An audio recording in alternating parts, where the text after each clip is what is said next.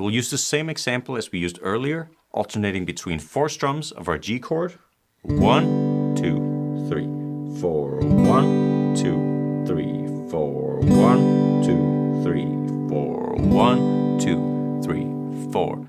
And then 4 strums of our E minor chord. 1, 2, 3, 4, 1, 2, 3, 4, 1, 2, 3, 4, 1, 2, 3, 4.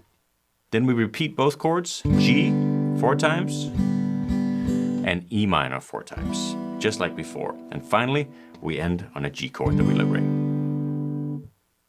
But now here's the most important part, because I'm going to go with the 4-string versions of these chords, and I recommend that you try for the same. But with all of these songs that we're going to be playing from here on out, you always have the option of simplifying the parts in any way that you see fit. There's a lot of hard work involved in learning guitar, and these songs are meant to serve as a bit of a musical payoff throughout it all. So, if you're having a hard time with something, don't let that stand in the way of experiencing the exciting feeling of playing along with me in the song. Just something to keep in mind as we move forward. So within the context of this song, let's aim for the 4-string chords, like I'm doing here. And then you just know that you have the 3-string options as backups. Finally, here's a quick tip for the chord change. You don't have to let the G chord ring out until the very last possible second before you switch to an E minor chord. Instead, you can sacrifice as much of the G chord as you need to in order to get ready to hit the E minor chord along with me. And the same thing is true when you're going back to G major. Sacrifice some time on the E minor chord to have a little extra time to get ready to hit the G chord along with me. And the cool thing in this case is that even if you take off your fretting finger, some of the open strings keep ringing, which helps bridge the gap between the chords. Now let's try this out together. So I'm going to count us in with the usual 1, 2, 3, 4. Then the backing track will start, and you and I are both going to play along with that. And since this is a brand new song that you've never heard before, it can be a great idea to just watch and listen a few times first. Or, if you prefer, you can just jump right into it. Up to you. Here we go. 1, 2, 3, 4.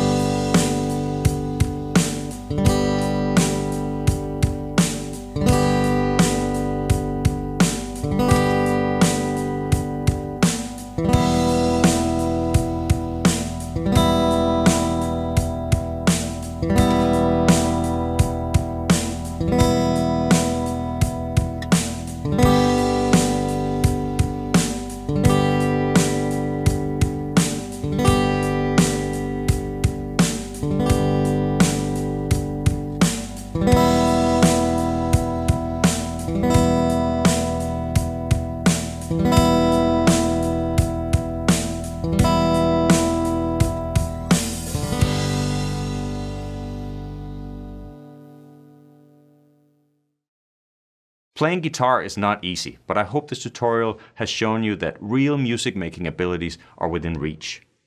And these are not chords that are only for beginners. You hear them played by professional guitar players in real-world musical contexts. Of course, there's a big difference between the sound of someone who's just learned them versus someone who's used them for a lifetime. But even if there is a lot of room to grow, chances are that what you're doing already is starting to sound like music, and that's a cool feeling.